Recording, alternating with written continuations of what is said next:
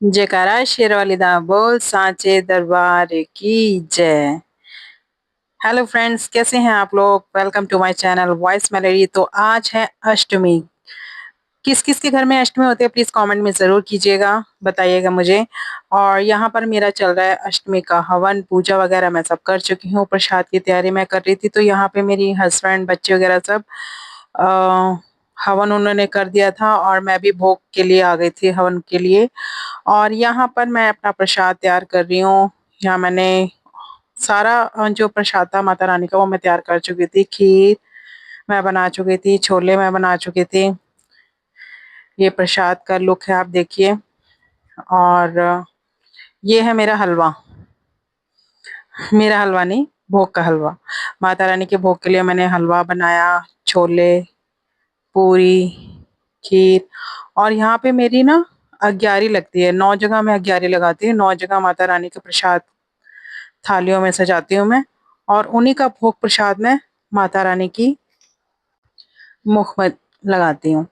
तो माता रानी को इन सब का भोग लगाने के बाद तभी मैं कन्याओं में वितरित करती हूँ। तो 9 जगह ये माता रानी का भोग प्रसाद लगाने के बाद मैंने सारी कन्याओं को बुलाने के लिए भेजा सबको। ये उनको देने के लिए क्लिप्स हैं, सुंदर सुंदर बड़ी प्यारी प्यारी क्लिप्स थी। मैंने इस बार प्लेट्स के साथ ना, ये मुझे बड़ी सुंदर लगी तो ये भी मैं लेकर आई कन्याओं के लिए। तो ये भोग प्रसाद है माता रानी को वितरण करने के लिए, माता रानी के लिए। और भाई आज तो अष्टमी पे कमाल ही हो गया। मतलब मैंने पहली बार देखा अष्टमी पर बारिश, वो भी इतनी तेज। कम से कम 2 घंटे बारिश होती रही। मेरा भोग प्रसाद सब कुछ तैयार था, भोग मैं लगा चुकी थी माता रानी को। यहाँ पे मैं भोग लगा रही हूँ अब।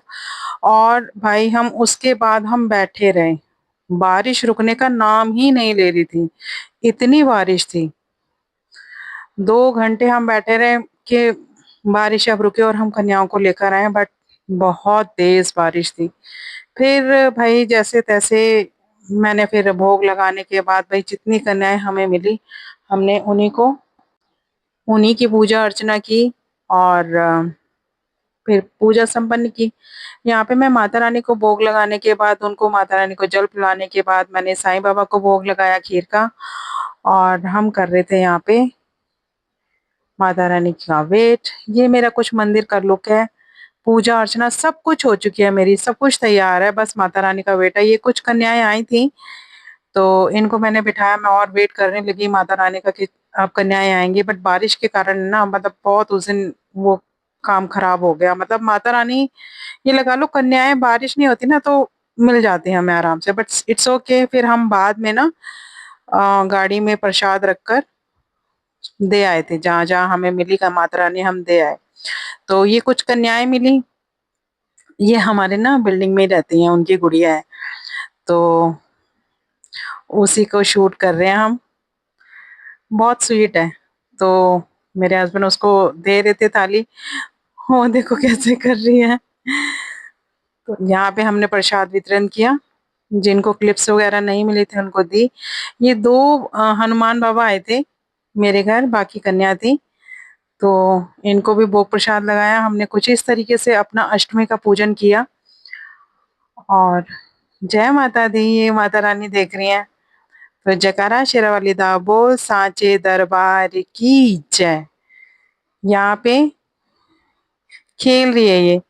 तो यहाँ पे ना इनकी प्लेट में खीर नहीं दे पाए थे, फिर ध्यान करके हमने खीर इनको थाली के अंदर दी। तो यहाँ पे ना सभी कन्याओं को, हमें भी होता था जब हम छोटे थे, गिफ्ट्स का बहुत शौक होता है।